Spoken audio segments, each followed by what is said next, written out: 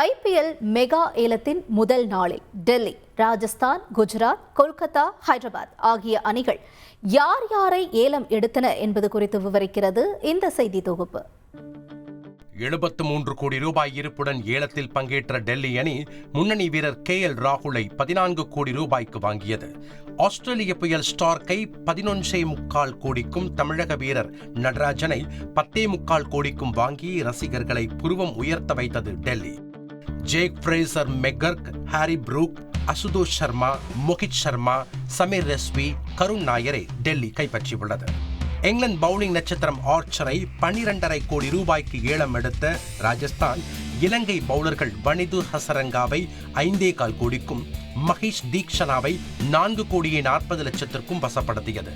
ஆகாஷ் மத்வால், குமார் கார்த்திகேயா சிங்கும் ராஜஸ்தான் வசம் சென்றுள்ளனர். முன்னாள் சாம்பியனான குஜராத் அதிரடி மன்னன் எப்போதுமே ஒரே மாதிரிலாம் யோசிக்க கூடாதுங்க. இங்க ஒருத்தர் ஒருங்கிணைந்த விவசாயத்துல வருஷம் முழுக்க பல லட்சம் ரூபாய் சம்பாதிக்கிறார். எப்படின்னு தெரிஞ்சுக்க ஃப்ரீடம் ஆப்பை டவுன்லோட் பண்ணுங்க.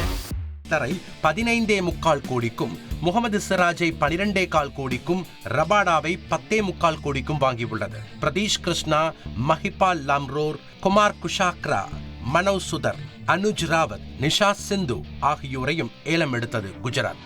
நடப்பு சாம்பியன் கொல்கத்தா அதிரடி பேட்டர் வெங்கடேஷ் ஐயரை 23 கோடியே 75 லட்சம் ரூபாய்க்கு ஏலம் எடுத்து அனைவரையும் அதிர வைத்தது. Anrich Nortje, Quinton de Kock, Angkrish Raghuvanshi, Gurbaz, Vaibhav Arora, Mayank மார்க்கண்டேவை கொல்கத்தா கொண்டு சென்றது.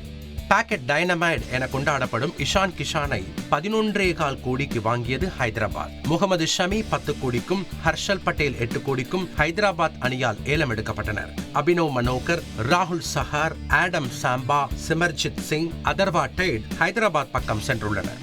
மும்முரமாக நடைபெற்ற முதல் நாள் ஏலத்தின் முடிவில் 72 வீரர்கள் சுமார் 467 கோடியே 95 லட்சத்திற்கு ஏலம் எடுக்கப்பட்டனர். சென்னையிடம் 15 கோடியே 60 லட்சமும், டெல்லியிடம் 13 கோடியே 80 லட்சமும், குஜராத்திடம் 17 கோடியே 50 லட்சமும், கொல்கத்தாவிடம் 10 கோடியே 5 லட்சமும், லக்னோவிடம் 14 கோடியே 85 லட்சமும் இருப்பு உள்ளது.